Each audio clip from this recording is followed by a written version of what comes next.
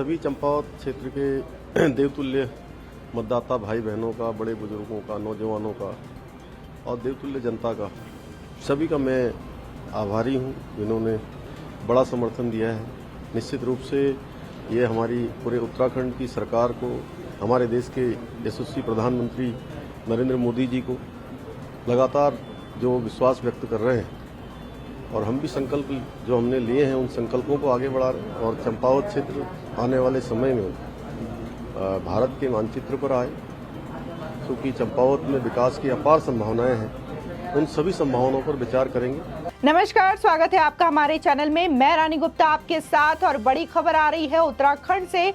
उत्तराखंड में चंपावत उपचुनाव में पुष्कर सिंह धामी, जो कि उत्तराखंड के सीएम हैं, उन्होंने ऐतिहासिक जीत हासिल की है। इसी के साथ ही कांग्रेस की जमानत जब्त हो गई है।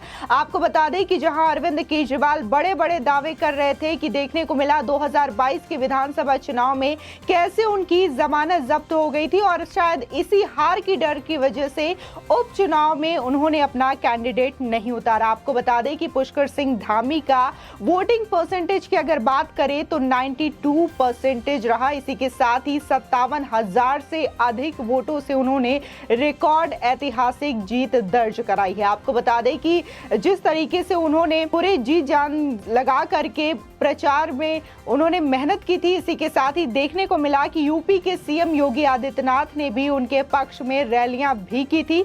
इसी के साथ ही तमाम बीजेपी लीडर्स ने अपनी ताकत झोंक दी थी और देखने को मिला कि कैसे पुष्कर सिंह धामी ने ऐतिहासिक जीत हासिल की है। आपको बता दें कि 57,000 से अधिक वोट पाकर सीएम धामी चंपावत उपचुनाव में जीत गए हैं। सीएम धामी की रिकॉर्ड मतों से जीत के साथ ही भाजपा कार्यकर्ताओं ने जश्न मनाना शुरू कर दिया है।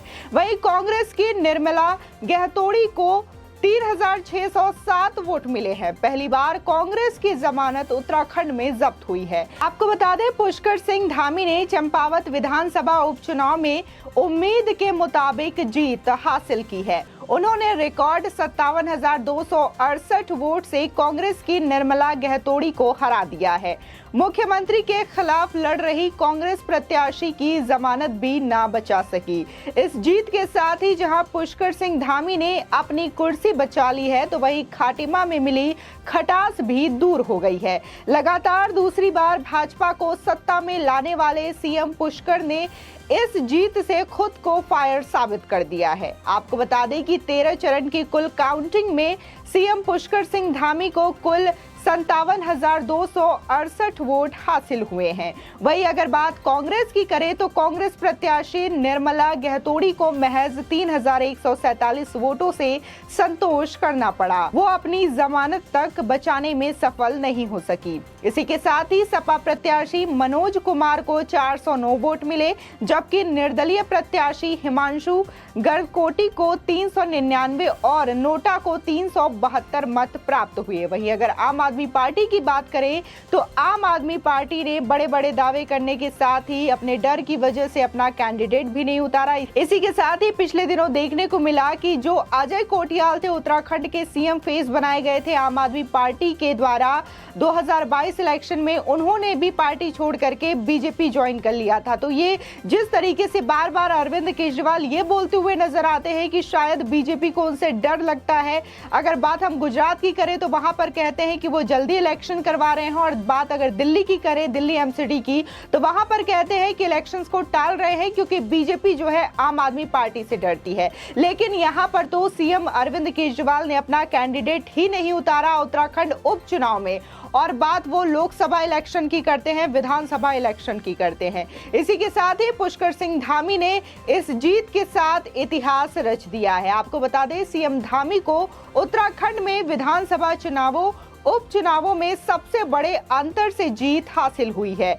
इससे पहले यह रिकॉर्ड पूर्व सीएम विजय बहुगुणा के नाम था, जिन्होंने 2012 के सितारगंज में हुए उपचुनाव में प्रकाश पंत को 39,954 वोटों से हराया था। बता दें, खाटिमा में 58,000 वोटों से हार गए थे धामी। आपको बता दें कि चुनाव नतीजे आने के बाद सांसद अजय टम्टा और उपचुनाव प्रभारी बीजेपी कैलाश शर्मा के साथ आपको बता दें बीजेपी कार्यकर्ता ढोल धमाऊ की थाप पर झूमे। भाजपा समर्थकों के साथ ही यहाँ भारी संख्या में लोग जश्न मनाने के लिए वहां पर धामी के पास पहुंचे। इसी के साथ ही उत्तराखंड के इतिहास में आज नया कीर्तिमान जुड़ गया है।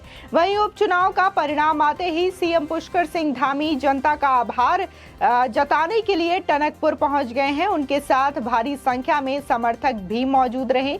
यहाँ भाजपा कार्यकर्ता रंग गुलाल उड़ाने के साथ ही सीएम के समर्थन में जोर शोर से नारेबाजी करते हुए भी दिखाई दे। इसी के साथ ही बता दें कि इस ऐतिहासिक जीत के बाद सीएम धामी ने कहा कि मैं चंपावत के लोगों को इस बड़ी जीत के लिए धन्यवाद देता हूं। ये चंपावत की जीत है। विकास कार्यों के जरिए लोगों का आशीर्वाद लौटाने की कोशिश करूंगा। इसी के साथ ही देखा गया कि कैसे यूपी के सीएम योगी आदित्यनाथ ने भी उनकी लगातार रैली में हिस्सा लिया था और उनकी जमकर तारीफ की थी, उनके विकास कार्यों को गिनवाया था। और अब इस ऐतिहासिक जीत के बाद यूपी के सीएम योगी आदित्यनाथ ने भी ट्वीट करके सीएम पुष्कर सिंह धामी को बधाई दी है। दरअसल सीएम योगी ने ट्वीट कर कहा, देवभूमि उत्तराखंड के यशस्वी मुख्यमंत्री श्री पुष्कर सिंह धामी जी को चंपावत विधानसभा के उपचुनाव में ऐतिहासिक विजय प्राप्त करने की हार्दिक बधाई। ये विजय आदरणीय प्रधानमंत्री जी की लोक कल्याणकारी नीतियों, आपके विकास परक नेतृत्व और भाजपा कार्यकर्ताओं के परिश्रम को समर्पित है। आपको बता दें कि जहां धामी को 57,268 वोट मिले हैं तो वहीं उनका वोटिंग परसेंटेज 92% रहा। इसी के साथ ही देखा गया कि 2017 से 2022 के बीच उत्तराखंड में भाजपा को 3 मुख्यमंत्री बदलने पड़े, लेकिन एक बार जब युवा पुष्कर सिंह धामी को कमान मिली तो उन्होंने जिस तरह से कुछ महीनों में ट्रेलर दिखाया, जनता ने 5 साल के लिए दोबारा उन्हें मौका दे दिया। हालांकि भाजपा के रंग में भंग उस समय पड़ गया जब सीएम धामी खुद खटीमा से कांग्रेस प्रत्याशी भुवन चंद्र कपाड़ी से मुकाबले में 5800 वोटों से हार गए। खटीमा से हार के बावजूद भाजपा के शीर्ष नेतृत्व ने धामी को राज्य की कमान सौंपी। आपको बता दें कि चंपावत सीट से जीते भाजपा के कैलाश गहतोड़ी ने मुख्यमंत्री के लिए सीट खाली कर दी थी। कांग्रेस ने सीएम के खिलाफ निर्मला गहतोड़ी को मैदान में उतारा तो वहीं मुख्यमंत्री पुष्कर सिंह धामी की बड़ी जीत सुनिश्चित करने के लिए प्रचार में कैबिनेट मंत्रियों ने पूरी ताकत झोंक दी थी। इसके अलावा 4 विधायक 15 दिनों से दुर्गम इलाकों में डटे रहे।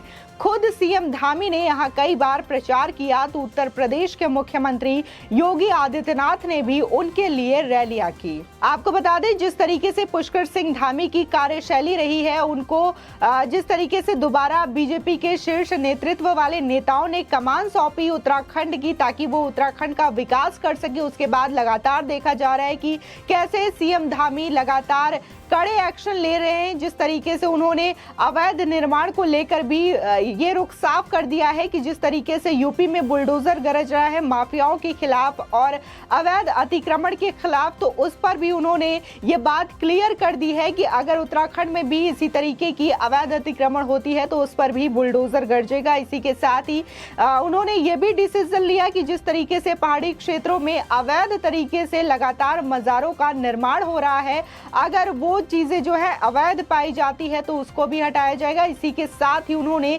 यूसीसी पर भी बड़ा डिसीजन लिया है और उन्होंने इसके पक्ष में हामी भरी है। इसी के साथ ही उन्होंने लगातार उत्तराखंड में बसे घुसपैठी और रोहिंग्याओं को भी चिन्हित करने का जो कार्य है वो कराना शुरू कर दिया है। इसी के साथ ही जिस तरीके से उत्तराखंड में रोहिंग्या और घुसपैठी बैठे हैं, अब उनके भी खैर नहीं है।